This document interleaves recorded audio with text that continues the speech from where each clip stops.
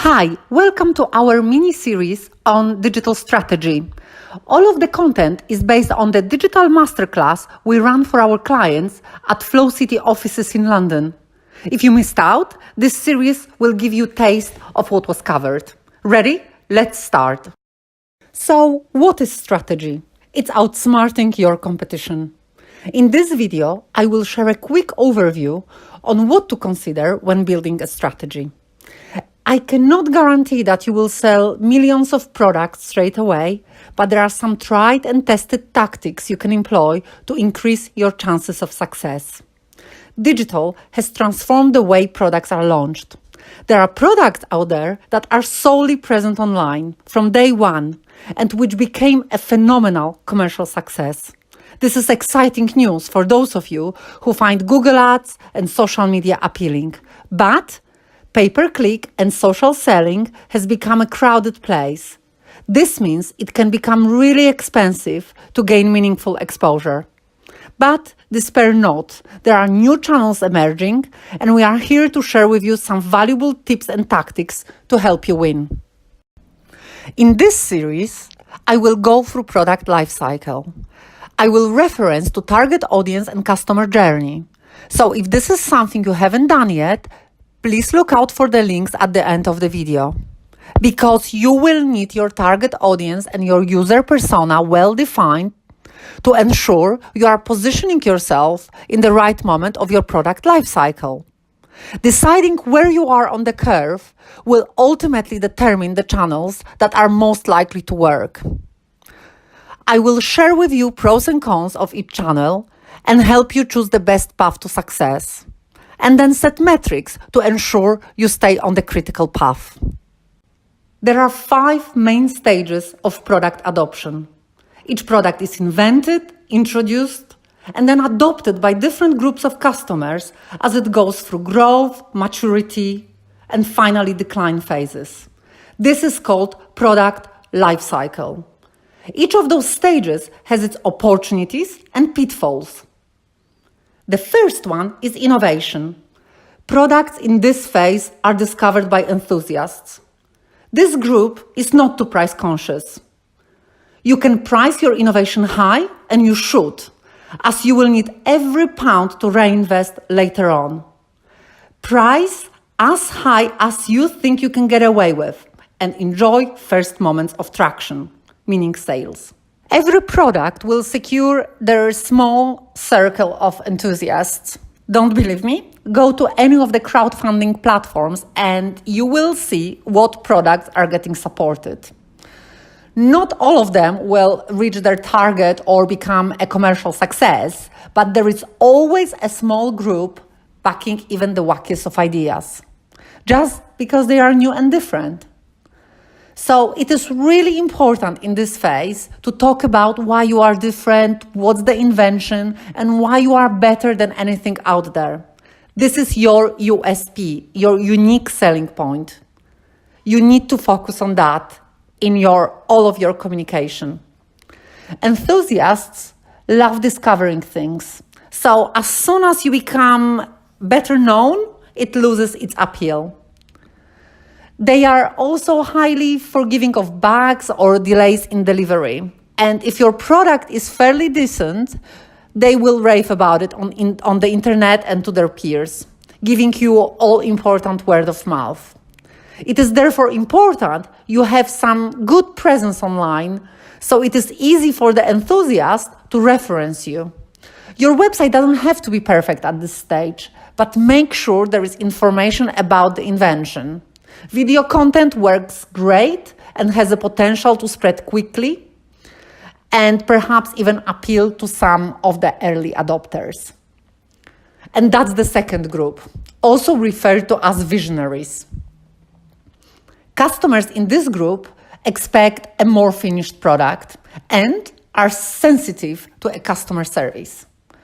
When you have messages on your Facebook Messenger saying, "Why are you not responding? I've been waiting here for 5 minutes," this is actually great news. Your product graduated to the next phase. Customers in this phase are not too interested on how your product works. So you can park your innovative part and your high-tech aspect and actually share a story of how you came out with the invention. Overall, the focus here should be on customer experience. Beautiful packaging, great story, and gorgeous Insta account is what they are looking for. They are not overly price sensitive, but will shop around, and they like to feel they're getting value for their money. So make sure you are properly positioned. In other words, what are the product alternatives on the market, at what price they sell, and how do you compare? Ultimately, what customers in this group care about is how the product makes them feel. So, you had a good going so far, sales have picked up and then plateaued. Sounds familiar? Well, watch out. Here is where most products fell into a abyss of commercial failures. In other words, they have failed to move into early majority phase. Why? Because early majority is in the mainstream market. And here, your customers are serviced by established companies with at least 10 times more resources than you. You have to do a lot better with much less. This is called using hacks. If you think you may be in this phase, it is worth pulling in all the resources to get you to the other side as soon as possible, as time is not on your side.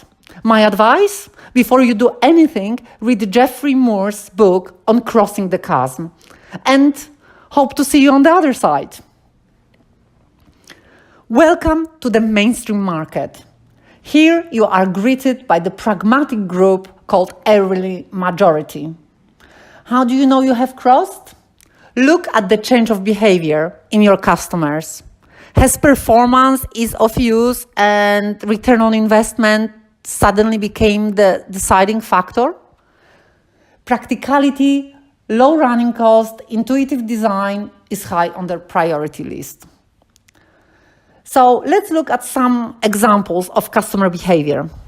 For B2B products, this is when fairly conservative middle manager who has been at his job for years is recommending your product to their boss because you are better than their current provider. They will not do that with a new untested idea. If there is a product offering a similar service and you can prove you are better or cheaper, you are likely to get recommended. This group will research.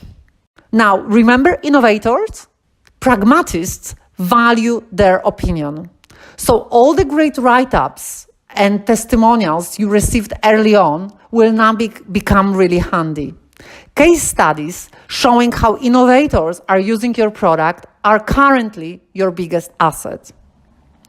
For consumer products, this is when our parents and their friends are likely to purchase, not because they know you, but because it clearly answers their need. As with B2B customers, they will take time to research and will stay for a while in the consideration phase. Influencers and celebrity endorsement will work great to convince this group to purchase.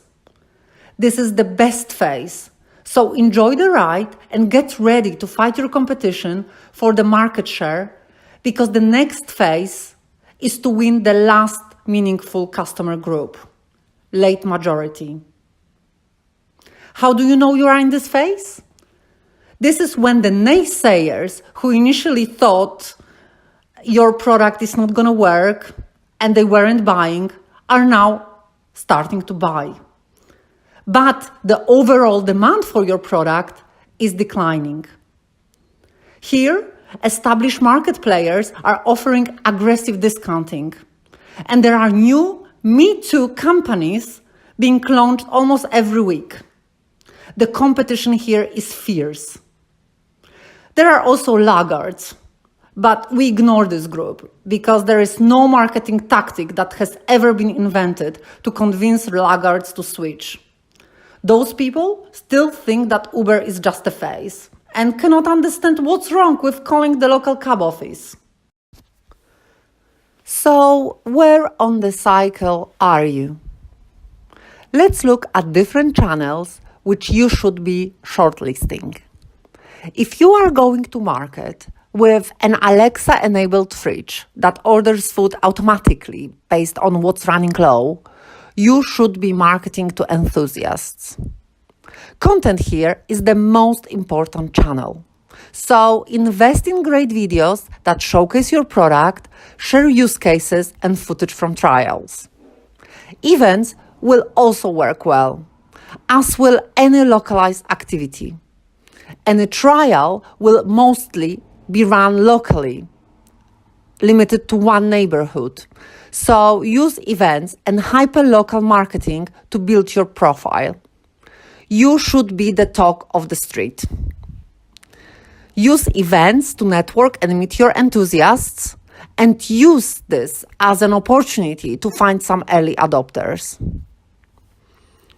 If, on the other hand, you have a food delivery app, which is now proven and fully operational in one of the neighborhoods, and you are ready to expand to the rest of the city, and on top of that, your team is solid and everyone knows what they are doing, then you are ready to market to early adopters.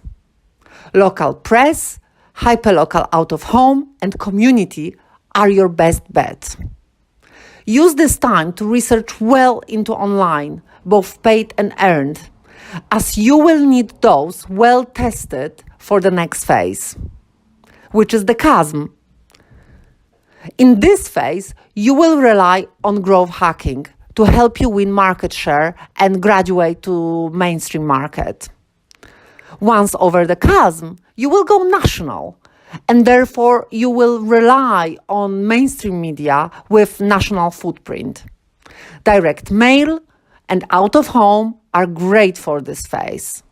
And you can use your hyperlocal learnings and just expand them to the rest of the country the same way you did locally. Lastly, TV, national press and billboards. All of those channels are great for last phase when being well remembered by your customers, being top of mind, decides whether or not they choose you over the competition. Price wars here and promotions are common. So being able to respond quickly with an offer will be hugely beneficial, and is now possible thanks to real-time platforms for both TV and billboards. Hope you found it helpful. If so, give us a like. All of the information is my interpretation of the knowledge I have accumulated over the years. Oversimplification and generalization is intentional, as we are trying to condense a lot of knowledge into a 15-minute episode. If you have any comments or ideas how this could be improved, please leave your comment below. I'd love to hear your thoughts. More episodes coming, so do subscribe to make sure you don't miss out. See you next week.